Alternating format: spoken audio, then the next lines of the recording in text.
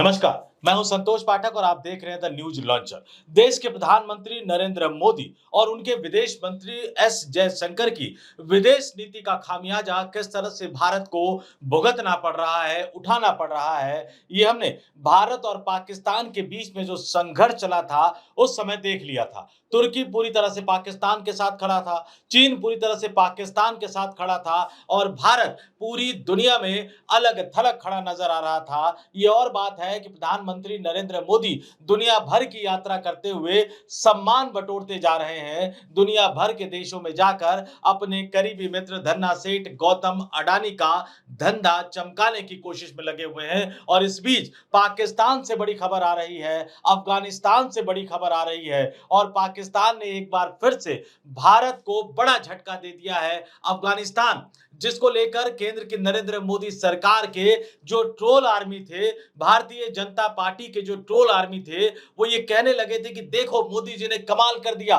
पाकिस्तान को एक तरफ भारत मार रहा है और पीछे से अफगानिस्तान घेर रहा है। लेकिन अब वही पाकिस्तान अफगानिस्तान को अपने साथ ले चुका है।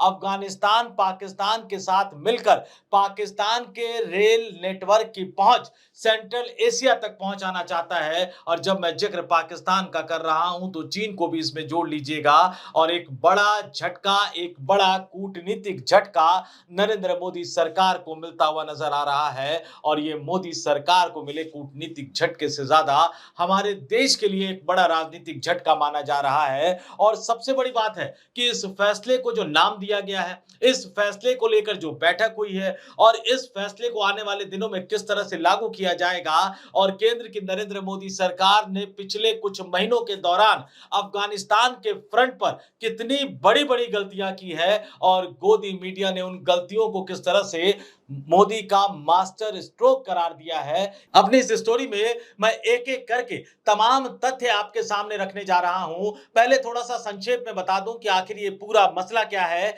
अफगानिस्तान की राजधानी काबुल में एक बैठक हुई, 3 देशों की बैठक हुई जिसमें अफगानिस्तान के विदेश मंत्री शामिल हुए, जिसमें पाकिस्तान के विदेश मंत्री जो कि उप प्रधानमंत्री भी हैं इसाक डार शामिल हुए, जिसमें उज्बेकिस्तान के विदेश मंत्री शामिल हुए और इसमें यह फैसला किया गया कि पाकिस्तान से लेकर सेंट्रल एशिया तक ट्रेन चलेगी, एक रेलवे नेटवर्क बनाया जाएगा और इसका जो नाम दिया गया है यूएपी यानी उज्बेकिस्तान अफगानिस्तान पाकिस्तान। इस नाम में पाकिस्तान ने अपने आप को सबसे पीछे तो जरूर रखा है, लेकिन ये अपने आप में उसकी रणनीति की एक बड़ी अहम कामयाबी बताता हुआ नजर आता है। और किस तरह से नजर आता है, खुद पाकिस्तान ने इसकी घोषणा की, पाकिस्तान के विदेश मंत्रालय ने इसकी घोषणा की। आपके स्क्रीन पर अफगानिस्तान की राजधानी काबुल में जो बैठकें हुई हैं, उन बैठकों की तस्वीरों को भी मैं आपके सामने रख रहा हूं। इन तस्वीरों को देखिए और सोचिए कि प्रधानमंत्री नरेंद्र मोदी भारत की विदेश नीति को किस मुकाम तक ले गए हैं और गलतियां कैसे हुई, किस किस तरह की गलतियां हुई, ये भी आपके लिए जानना बहुत जरूरी है। अफगानिस्तान के साथ अफगानिस्तान में तालिबानी शासन आने के बाद जिस तरह से मोदी सरकार ने फैसले किए, बाद में उनको लगा कि ये फैसले गलत है, तो विदेश सचिव के स्तर पर बैठक की गई तालिबानी नेताओं के साथ। विदेश मंत्री एस जयशंकर ने तालिबानी नेताओं के साथ बातचीत की और उसके बाद देश की सरकार ने यानी नरेंद्र मोदी की सरकार ने अफगानिस्तान से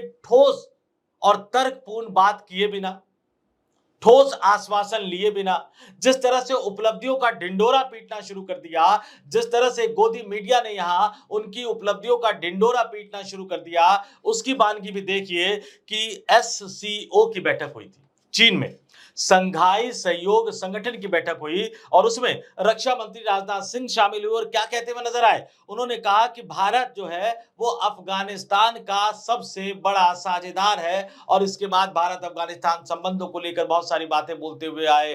अफगानिस्तान को लेकर भारत की जो सोच क्या है वो बोलते हुए नजर आए। और कुछ दिन पहले संयुक्त राष्ट्र महासभा यानी यूनाइटेड नेशन जनरल असेंबली में जर्मनी ने एक प्रस्ताव पेश किया था अफगानिस्तान के हालात को लेकर। इस प्रस्ताव पर वोटिंग हुई, बहुमत के आधार पर यह प्रस्ताव पारित हो गया, लेकिन भारत ने वोटिंग में हिस्सा नहीं लिया।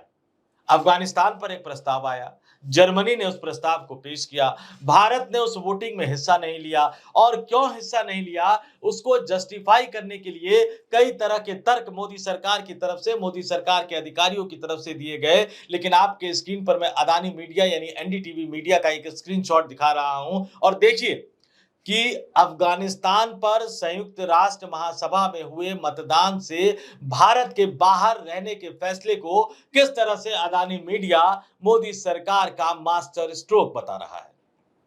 तालिबानी नेता से मुलाकात, तालिबानी मंत्री से बातचीत, चीन में बैठक में जाकर राजनाथ सिंह द्वारा अफगानिस्तान की तारीफ करना, संयुक्त राष्ट्र महासभा में वोटिंग से अनुपस्थित रहने को मोदी सरकार का मास्टर स्ट्रोक बताना और इन तमाम चीजों के बीच भारत किस तरह से अलग थलग पड़ता हुआ नजर आ रहा है कि अफगानिस्तान के लिए इतना कुछ करने के बाद, अफगानिस्तान की विकास परियोजनाओं में लगातार मदद देने के बावजूद अफगानिस्तान ने पाकिस्तान के साथ रेल नेटवर्क विस्तार का समझौता कर लिया। और बड़ा दिलचस्प तथ्य यह भी है, अगर आप जाएंगे सोशल मीडिया पर, अगर आप जाएंगे वेबसाइट पर, तो आप देखेंगे कि खुद पाकिस्तान के अंदर रेलवे नेटवर्क की ट्रेनों की हालत कितनी खस्ता है, लेकिन वो पाकिस्तान जब अफगानिस्तान और उज्बेकिस्तान के साथ समझौता कर रहा है रेल नेटवर्क के जरिए पाकिस्तान को सेंट्रल एशिया से जोड़ने का, तो आप मान लीजिए कि इसका जो असली फायदा है वो उसका पड़ोसी देश, जो भारत का विरोधी देश है, यानी चीन उठाएगा। और किस तरह से चीन उठाएगा? क्योंकि जो मीटिंग में जो फैसला किया गया, पाकिस्तान के खैबर पख्तूनख्वा स्थित खारलाची से उज्बेकिस्तान के नैबाबाद तक ट्रेन का रूट विकसित किया जाएगा। इस परियोजना का नाम क्या रखा गया वो मैंने आपको बता दिया। और उज्बेकिस्तान का महत्व क्या है?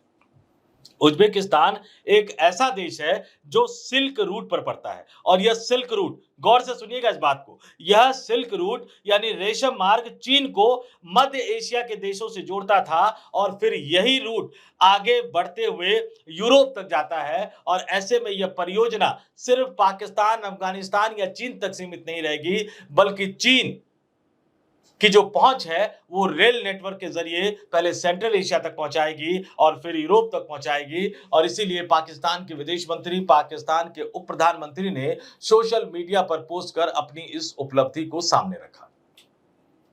अब भारत के लिए सोचने की बात है, केंद्र की नरेंद्र मोदी सरकार के लिए सोचने की बात है। कहां आप पाकिस्तान को दो तरफ से घेरने के दावे कर रहे थे, एक तरफ भारत, एक तरफ अफगानिस्तान, और कहां पाकिस्तान ही आपकी घेरेबंदी को मजबूत करता हुआ नजर आ रहा है। काबुल में जो भारत सरकार का प्रभाव था, तालिबानी सरकार में जो भारत सरकार का प्रभाव, जिस तरह के दावे किए जा रहे थे, उस प्रभाव को पाकिस्तान एक तरह से तोड़ता हुआ नजर आ रहा है। चीन पाकिस्तान की जुगलबंदी किस तरह से भारत के लिए दिक्कतें खड़ी करने जा रही है, यह रेलवे परियोजना को लेकर जो समझौता किया गया है वो सिर्फ इसकी बानगी है। खबरें कई तरह की आ रही है। पाकिस्तान न केवल चीन को साधे बैठा है, न केवल चीन पूरी तरह से पाकिस्तान के साथ खड़ा है, भारत के साथ जो संघर्ष हुआ था उसमें हमने देखा कि तुर्की ने किस तरह से पाकिस्तान का साथ दिया।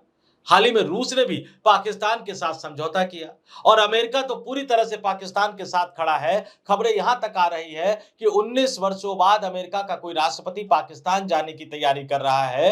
अमेरिकी राष्ट्रपति डोनाल्ड ट्रंप के सितंबर के महीने में पाकिस्तान जाने की खबरें निकलकर सामने आ रही है। फिलहाल इसमें कई तरह के किंतु परंतु लगे हुए, लेकिन जब पाकिस्तान आर्मी चीफ को व्हाइट हाउस में बुलाने की खबर आई थी तो उसमें भी कई तरह की बातें कही गई थी। तो सितंबर के महीना आने में ज्यादा वक्त नहीं है, सच सबके सामने आ जाएगा। तो यह खबर अपने आप में कितनी महत्वपूर्ण है इसका अंदाजा आपको हो गया होगा। इस खबर से भारत को कितना नुकसान आने वाले दिनों में होने वाला है इसका अंदाजा भी आपको हो गया होगा।